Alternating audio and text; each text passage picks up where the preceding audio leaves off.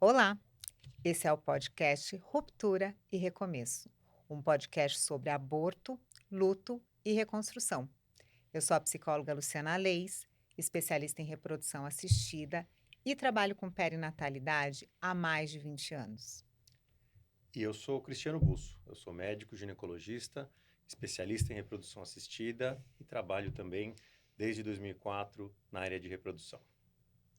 Bom, para dar início ao nosso podcast, eu penso que é muito importante contextualizar todos vocês sobre o porquê eu e o Cristiano decidimos fazer esse podcast.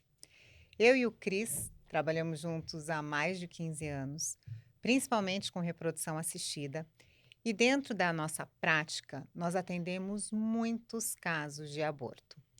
E considerando o aborto como uma experiência que, na maior parte das vezes, é vivida de forma muito silenciosa por essas pessoas, nós dois decidimos fazer um podcast especialmente para tratar desse tema. Sim, pensando nos mitos e nos tratamentos sem comprovação científica, no que as pacientes vagam buscando informação, vagam buscando respostas para as perdas que elas tiveram, e muitas vezes elas não têm isso nem do ponto de vista assistencial do médico e nem um suporte psicológico adequado, né? Exatamente, Cris. E pensando em dar visibilidade maior para esse tema, e muitas vezes, né, trazendo voz para muitas dessas mulheres e muitos desses casais, porque os homens também vivenciam o abortamento junto com essas mulheres, é que nós decidimos aqui trazer informação de qualidade e também, principalmente, colocando os aspectos psicoemocionais e humanos. Então, para começar nosso podcast, Cris, eu penso que é muito importante a gente contextualizar para os nossos ouvintes o que é um aborto. Então, vamos lá. O aborto é a interrupção da gestação que acontece antes da viabilidade fetal. Isso pode variar de acordo com cada sociedade, com cada país, mas a Organização Mundial da Saúde entende que é entre 20 e 22 semanas ou antes de que o feto atinja 500 gramas. A partir de que o feto tem 500 gramas, ele já deve ser declarado esse nascimento e feito um registro de nascimento, né? Então, nós vamos considerar aborto toda aquela gestação que para antes da 20ª semana ou da, da viabilidade fetal, que são os 500 gramas. E a gente divide o aborto entre precoce e tardio. O precoce, que é o mais comum, que é aquele que acontece no primeiro trimestre até a 12ª semana. E o aborto tardio, que acontece entre a 12ª semana e 20ª semana. Sendo os abortos precoces bastante mais frequentes e praticamente bastante do que a gente vai lidar aqui no nosso podcast vai ser sobre o aborto, os abortos precoces, que são os que mais frequentes, os que mais afligem todo mundo. E eu fico pensando, né, principalmente considerando que a maioria dos abortos acontecem de forma tão inicial, na maioria das vezes onde a mulher ainda nem tem uma barriga, porque a barriga é o primeiro registro social de que a mulher está grávida, né? Ela também pode falar para as pessoas, mas o registro visual é a barriga. E esses abortamentos, eles acontecem muitas vezes antes de ter uma barriga, né? E assim, o aborto, né, pessoal, ele é uma experiência muito pouco reconhecida socialmente. Eu penso que é muito relevante a gente falar da invisibilidade dessa experiência, porque se não nasceu, não existiu. Sim, e é extremamente frequente, né? Extremamente frequente. A gente estima que até 20% das gestações terminem em aborto, e se a gente for incluir as gestações bioquímicas, tem estimativas de até 50% das gestações que iniciam terminam em aborto, né? Então você tem a gestação bioquímica, que é aquela que nem sequer foi documentada por ultrassom. A mulher tem um atraso menstrual, faz o teste de gravidez, o teste é positivo e a gravidez para. Isso a gente chama de gestação bioquímica. Muitas delas não nem sequer documentadas, porque a mulher não chegou nem a fazer o teste. Então ela não teve nem o diagnóstico do aborto. Então, o aborto é um evento extremamente comum, extremamente comum. Acho que todo mundo que engravida tem esse receio, né? Esse medo de que isso pode acontecer com ela, de tão comum. Todo mundo conhece alguém que já abortou, né? E tem tanto receio que a gente vê as pacientes ou as mulheres não contando para a família ou para os Até os 3 amigos até terminar a 12ª semana, de receio de que essa gestação possa parar e ela ter que envolver outras pessoas dentro dessa frustração. Hoje é mais comum, né, e mais falado sobre as perdas, né, gestacionais iniciais. Só que antigamente, né, nem é tão antigamente assim, eu lembro a minha mãe quando engravidou de mim, por exemplo, ela fala, eu fui a primeira filha, e ela fala: "Ah, eu peguei o teste, eu estava grávida, eu saí contando para todo mundo do meu trabalho, ficava com a mão na barriga, não tinha isso filha", agora ela fala: "Esse negócio de ninguém falar é coisa moderna". E eu discordo um pouco quando ela fala coisa moderna, claro que eu entendo que minha mãe, né, que tem mais de 80 anos na época dela, ela falava, mas hoje em dia, justamente porque é tão comentado sobre as perdas iniciais, as pessoas às vezes esperam até 3 meses. E essa gestação bioquímica, né, Cris, que você colocou, é uma gestação que muitas vezes, se o aborto muitas vezes não tem lugar, a gestação bioquímica eu Tem diria menos ainda. menos ainda, porque na bioquímica a gente não tem um registro de ultrassom que documente de fato. A gente tem, às vezes, um teste de farmácia. E muitas vezes eu vejo que as mulheres ficam: foi perda, não foi perda? Teve bebê, não teve bebê? O que que é, Cris? Então, a bioquímica, a gente só tem produção do beta-HCG quando o embrião adere ao útero. Então, o embrião vai aderir ao útero e vai passar a produzir HCG. E o que a gente consegue dosar no sangue é o beta-HCG, que é uma fração. Então, se existe HCG no sangue, existe gravidez. Só que ainda é algo microscópico, incipiente, que está acontecendo lá e não tem como fazer ultrassom e enxergar nada. A gente vai conseguir enxergar alguma coisa 7 a 10 dias depois que o beta começou a ser detectável. E muitas das perdas vão acontecer aí, né? Então, para aquela mulher que está tentando engravidar e está monitorando o ciclo menstrual e está fazendo o teste de gravidez logo depois que ela menstruou, essa mulher vai fazer diagnóstico de gravidez. Mas pode acontecer, e é super frequente, de passar mais uns dias e ela sangrar. E acabar havendo uma perda muito precoce. E né, não deu nem tempo ainda dela assimilar a gravidez e aquilo já foi embora. Mas eu penso que é muito importante a gente poder legitimar que algo se deu aí, né? O bebê, ele implantou. Por mais que ele tenha ficado pouco tempo, ele implantou, né? Isso a Sim, gente está colocando do ponto de vista físico. e é comum tanto o parceiro quanto às vezes o médico e até mesmo o psicólogo, psicóloga, não validar isso como uma gestação, né? Não valorizar. Para aquela mulher foi, mas para os outros que estão em volta, não, nem começou, né? Foi só um beta que apareceu e já sumiu. Aham. Isso. Mas ela viveu a gravidez, ela teve um beta positivo, né? Você sabe que eu já ouvi pacientes, a gente que trabalha com reprodução assistida e pega betas, né, muito iniciais e às vezes que evoluem para uma gestação bioquímica, né? O nome inclusive é gestação bioquímica. Tem paciente, às vezes, que já me questionou: "Mas o que que foi? Foi um fenômeno químico no meu corpo ou foi um bebê?", né. E eu penso que é muito importante a gente ter esse dado objetivo, né, para oferecer para a mulher, porque isso dá um contorno para a experiência. Mas, assim, o mais importante que eu entendo que é importante explicar aqui, é que um bebê ele nasce para a mulher, muitas vezes, dele ser concebido fisicamente. Nós mulheres, na maioria das vezes, brincamos com bonecas, né, na nossa infância, aguardando pela possibilidade, na vida adulta, da gente brincar com as nossas bonecas reais, os nossos bebês reais. A gente brinca de boneca, né, pensando nesse bebezinho. Ah, mas e quem não quer ser mãe, né? Quem decidiu não ser mãe? Esse desejo ele se deslocou para um outro lugar, né, para um outro tipo de criação, né, de construção. Mas a gente ainda vê que hoje em dia a grande maioria das mulheres continua desejando ser mãe. Elas até adiam esse desejo, mas elas continuam querendo passar por essa experiência.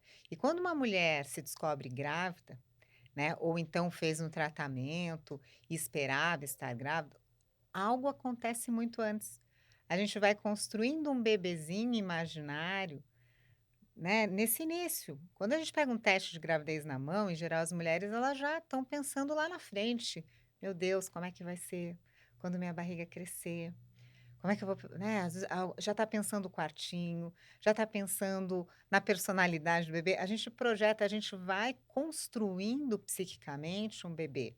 E essa construção psíquica que se dá nas gestações, ela é muito importante para o investimento no bebê real, que vai vir ali, a gente espera, dando tudo certo, depois de 9 meses. Essa vinculação emocional que acontece muito antes, às vezes, da mãe conhecer de fato o bebê, a gente escuta as gestantes falarem: "Nossa, eu já amo meu bebê está aqui na barriga, eu amo a ideia desse bebê, eu vou conhecer esse bebê de fato quando ele nascer, mas a ideia eu já amo tudo que eu projeto para a nossa vida com esse bebê, a minha vida, do meu marido, enfim, né, com esse bebê. E essa construção, ela é muito importante para que os vínculos possam se dar, né, de uma forma saudável, de uma forma bacana. Agora, quando isso é interrompido de uma hora para outra, né, ainda que eu não tenha um corpo para velar, né, porque o aborto é essa perda muito inicial, que a gente está falando aqui no momento, eu fico diante de um extremo vazio. Você acha que tem diferença, entre os lutos, segundo o estágio onde pode acontecer a o término, a ruptura?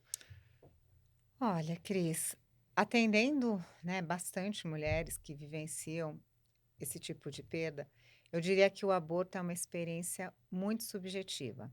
Claro que quanto maior o tempo onde essa gestação vai se estendendo, eu vou me vinculando cada vez mais com essa ideia do bebê, com o meu bebê que está crescendo na barriga.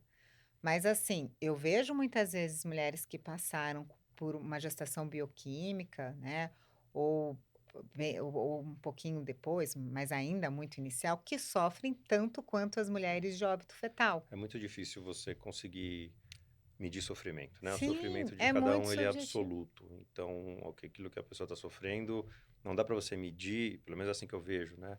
Não dá para você medir de acordo com, o bebê tinha mais, estava com mais semanas, então a dor é maior. Não dá para você fazer esse tipo de régua, né? Não, não dá, porque é uma experiência muito subjetiva.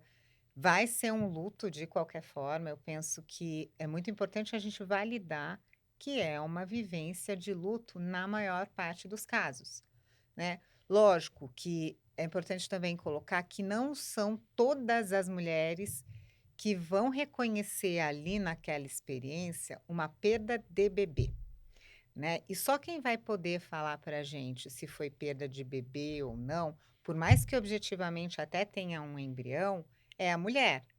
Aí você vai falar assim para mim: "Cris, mas embrião e bebê para mulher não é a mesma coisa?". O bebê, a gente está falando de uma construção simbólica, é o bebê, é o meu filho. Mas às vezes até no tratamento de fertilização in vitro, os pacientes se referem aos embriõezinhos que estão lá no laboratório como bebês, Sim, porque né? Porque você já está criando, construindo aquele filho desde antes desse embrião ir para o útero.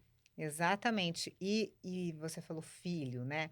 Filho vem da nossa capacidade de filiar alguém, de dar a esse outro que chega na minha vida um lugar de filho, e isso é da ordem do simbólico. Para alguma outra mulher, de repente, às vezes que nem estava querendo engravidar ou não estava pensando a gestação como um bebê ainda, pode ter sido uma perda, não evoluiu, a perda de algo, não necessariamente um bebê, a perda de uma gestação, às vezes, né, algo que frustrou a mulher, porque não conseguiu levar adiante, mas não é para todas que é um bebê, mas ainda assim a maioria considera como bebê, por isso que dói tanto, né, por isso que dói tanto. Agora, um aspecto que eu penso que é importante colocar, que a sociedade ela tem uma dificuldade de validar essa experiência como experiência de perda de bebê, muitas vezes, né. A sociedade em geral tem uma dificuldade de lidar com finitude, com luto, que dirá de um bebê. A mãe que perde um filho nem tem nome, um filho que perde uma mãe fica A mãe órfão. tinha nome. A mãe tinha nome, né. Mas e uma mãe que perde um filho? Ela foi mãe? Né, é uma pergunta que fica. O que aconteceu? A gente precisa do filho presente para uma mulher ser mãe? Esse espaço de validação ele é muito importante, até porque senão fica uma experiência subjetiva que parece algo da cabeça da mulher, que não aconteceu. E a gente escuta isso no discurso social: "Ai, foi melhor assim, ainda bem, né, que foi agora, antes de você se apegar", né, quantas pacientes escutam isso? "Antes de você se Sim, apegar". é a história do que as pessoas medem o luto pelo tempo de gestação, né? E não tem essa medida. Tem até psicólogos perinatais que usam a frase: "É possível medir a dor pelo tamanho do caixão?", Exatamente. né. Então, eu penso que esse espaço e poder ter, né, ter esse podcast para a gente conversar sobre isso, para a gente trazer informação para muitas mulheres que estão passando por esse, né, luto, por essa fase ou que já passaram, eu penso que é muito importante a gente falar, até para a gente ter a chance de ajudá-las a organizar essa experiência internamente, porque cada um vai dar o seu significado para o que aconteceu, né. A medicina também vai dar, e eu penso que quando vocês, né, Cris médicos, falam sobre o que pode ter acontecido, isso ajuda as mulheres se organizarem. Mas, o que vai ser para cada uma, como cada uma vai nomear essa experiência, vai se contar essa história, isso é muito do individual. Você falou inclusive da gestação bioquímica, e eu fiquei lembrando aqui de outros tipos de gestações iniciais, né, que elas vão tendo diagnóstico, por exemplo, a gestação anembrionária. O que que é a gestação anembrionária, Cris? Gestação embrionária é quando o embrião se implanta no útero e o embrião ele tem o compartimento que vai formar a placenta e o compartimento que vai formar o bebê, propriamente dito. E você tem o embriãozinho, ele implanta, ele forma o saco gestacional e o polo que ia formar o embriãozinho não se desenvolve. Provavelmente por questões cromossômicas, ou seja, esse embrião já carregava alterações que não iam permitir o desenvolvimento dele. E então forma-se um saco gestacional e lá dentro não forma o embrião. Mas o embrião existiu. Para poder ter gravidez tem que ter tido embrião, Isso é né? muito Aí a importante. gente fala gestação anembrionária ou anembrionada, mas teve um embrião que se formou, pelo menos do ponto de vista biológico. E o que não formou foi o fetinho lá dentro do saco gestacional. E aí a mulher faz ultrassom, vê o saquinho gestacional. Na quinta semana, o esperado é que só se veja saquinho gestacional mesmo. E passa o tempo e o saquinho gestacional continua crescendo e o embrião não aparece lá dentro. E é muito interessante, curioso e triste que as pacientes ficam vendo o beta-HCG só crescer. Porque quem produz beta é a placenta, é o saco gestacional, não o embriãozinho, não o bebê. Então ela fala, mas meu beta está subindo, eu estou dosando beta. A gente fala, não faz sentido dosar beta nesta fase, a gente já tem diagnóstico de que a gestação não é evolutiva. Porque a gestação no primeiro trimestre ela evolui de maneira muito marcada. Quinta semana, quarta semana, beta positivo. Quinta semana, saco gestacional. Sexta semana, embrião. Sexta e meia, embrião com batimento cardíaco. Isso tem que acontecer de uma maneira muito marcada. Se de uma semana para outra você viu o saco gestacional, semana seguinte não viu o embrião, tem coisa errada acontecendo. Já dá para falar. Só que aí ela faz um beta-HCG e o beta triplicou, quadruplicou, enfim, estourou. E ela fala, não, minha gestação está evoluindo, meu beta está subindo muito bem. A gente fala, infelizmente ela não está, porque não está aparecendo as estruturas que a gente espera que vai aparecer. Então, tem uma desconexão entre o beta que está evoluindo, mais o embrião que não está aparecendo e gera essa confusão, né? E eu penso que algumas mulheres ficam realmente muito confusas, né, Cris? Porque eu já cheguei a ouvir: "Eu engravidei de um saco gestacional". Dá para engravidar de um saco Sim, é. gestacional, né? Mas, quando elas escutam isso: "Ah, o saco está vazio", parece que nunca teve embrião, né. É importante você trazer esse esclarecimento, até para as mulheres que estão nos escutando aqui, que vivenciaram uma gestação embrionária, né, para legitimar que o embrião existiu, né. E o bebê estava ali. E por alguma razão, né, deixou De evoluir. de evoluir. E tem também, Cris, dentro né, desse conjunto aí de gestações iniciais, a gestação ectópica, né? O que que é? Sim, a gestação ectópica, ela acontece por razões diferentes, acaba não ficando dentro do grupo aborto, mas de alguma maneira está dentro desse conjunto de gestação que parou antes da semana 20, a gestação ectópica, né? O que a gestação ectópica, o que acontece com a gestação ectópica é um embrião que, em vez de se implantar dentro do útero, se implantou em algum outro lugar, né? E na maioria das vezes isso acontece na trompa. Aí o embrião implanta na trompa e ele começa a se desenvolver. A maioria das gestações ectópicas para, porque não tem endométrio e não tem onde o embrião continuar o seu desenvolvimento. E aí, muitas vezes, ela passa até por uma gestação bioquímica, porque sobe o beta, faz diagnóstico de gravidez, o embrião não consegue se desenvolver na trompa, para sozinho e a gestação para. A gente nunca faz o diagnóstico, a gente nem ficou sabendo que era uma gestação ectópica. Mas algumas gestações ectópicas são de embriões viáveis e saudáveis que vão querer crescer na trompa.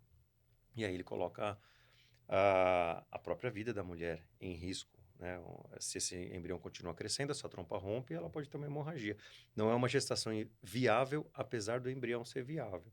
Então é uma situação, as ectópicas que vão adiante são situações muito dramáticas, porque você tem que operar a paciente e remover o embrião que é viável e tá evoluindo dentro da trompa dela. E não tem como consertar. Não tem como pôr esse embrião de volta no útero, não tem como você resolver a situação. Tem que tirar a trompa e ela perde uma trompa. Na maioria das vezes, muitas vezes não, dependendo da evolução, dá para você salvar a trompa. Mas muitas perdem uma trompa já. Então vão para a próxima gestação já com uma dificuldade maior que ela aconteça, né? Então, apesar dela não ser um aborto, ela não deixa de ser uma ruptura, que é o que a gente discute aqui, ela não deixa de merecer o seu luto, que é o que a gente discute aqui. Às vezes ela é tratada de maneira, do ponto de vista de abordagem psicológica, diferente do aborto, mas Teve é um uma bebê perda, ali teve um também, bebê, né? teve uma perda, teve um luto que tem que, de alguma maneira, ser validado, né? Perfeito. Essas informações eu penso que são muito importantes, né?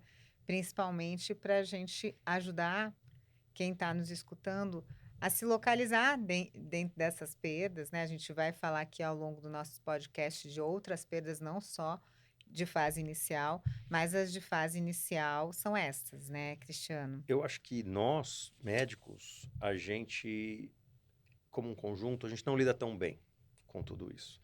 A gente acaba sendo muito técnico, dando informações técnicas que ficam muitas vezes soltas. Ah, foi um embrião com alteração cromossômica. Isso pode, para quem tem formação em biologia e tal, pode estar claro, mas para outra pessoa é uma informação um pouco etérea, né? Um pouco vaga. E cada médico tem sua maneira de colocar isso, alguns mais acertadamente, outros menos. A gente tem muita dificuldade no acolhimento e na validação. Às vezes, querendo cuidar, a gente fala alguma coisa ruim, tipo, minimiza o processo. Ah, isso não é nada, mês que vem você engravida de novo. Esse tipo de coisa que acaba